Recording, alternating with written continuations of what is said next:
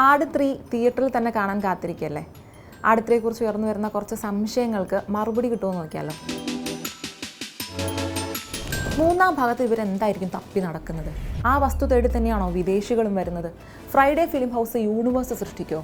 സാത്താൻ സേവ്യർ ഷാജി പാപ്പനെ body swap ചെയ്തോ? കഥയിൽ ഈ പാലത്തിന് എന്താ എത്ര റോള്? ആകാശത്തിനപ്പുറത്ത് നിന്ന് ഏതോ ഒരു ലോകത്ത് നിന്ന് അത് വന്നിട്ടുള്ളത്. എന്തോ അജ്ഞാത ശക്തി ഇതിനുണ്ടത്രേ. ഇതന്വേഷിച്ച് പല ദുഷ്ടശക്തികളും പല കാലങ്ങളിലും വരും. ഇതിനുവേണ്ടി യുദ്ധങ്ങൾ വരെ നടക്കും.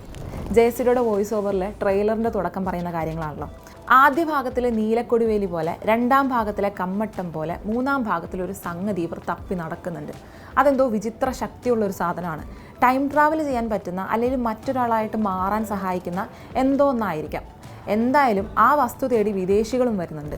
ഫ്രൈഡേ ഫിലിം ഹൗസിൻ്റെ പടക്കളം എന്ന സിനിമയിൽ ഇതുപോലെ ഒരു വിചിത്ര ശക്തിയുള്ള ഒരു വസ്തുവിനെ ചുറ്റിപ്പറ്റിയാണല്ലോ കഥ.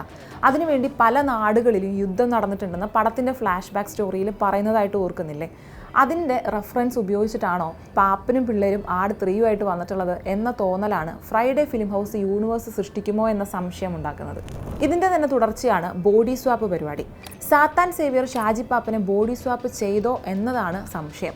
ഈ സംശയം തോന്നാനുള്ളതിൻ്റെ കാരണം ട്രെയിലറിലെ ഒരേ ഒരു സീനാണ്.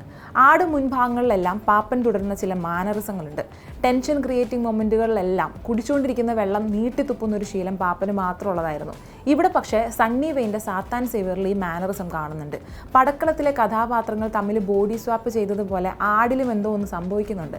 സാത്താൻ സേവ്യറിൻ്റെ രൂപത്തിൽ വന്നിരിക്കുന്നത് പാപ്പൻ തന്നെയാണെന്ന് ഉറപ്പാണ്. കാരണം സേവ്യറിന് ചുറ്റും നിൽക്കുന്നത് പാപ്പൻ്റെ പിള്ളേരാണ്. അതിൽ ലോലൻ ചോദിക്കുന്നുണ്ട്, പടക്കിറങ്ങുന്നത് ഈ വയ്യാത്ത നടുവും വെച്ചിട്ടാണോ എന്ന്. പാപ്പൻ്റെ നടുവിന് വയ്യ എന്നുള്ളത് പാപ്പൻ ഫാൻസിന് അറിയാമല്ലോ.